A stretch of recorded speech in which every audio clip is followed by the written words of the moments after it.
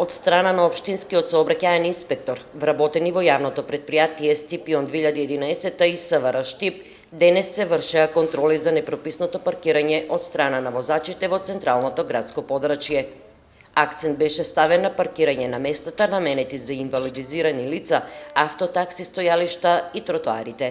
Секојдневни се узурпирање на овие паркинг места, кои што се наменети за посебна група на корисници, од страна на индивидуални возила кои што не се наменети за тие површини. На местото одредено за паркирање во близина на здравствениот дом Панче Караѓозов беа забележани неколку неправилности.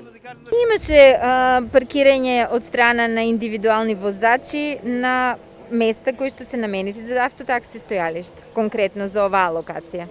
Во однос на автотакси стојалиштата, Блажева рече дека со одлука на Совет на Општина Штип има одредено и уредено локации обележани со одреден број на паркинг места.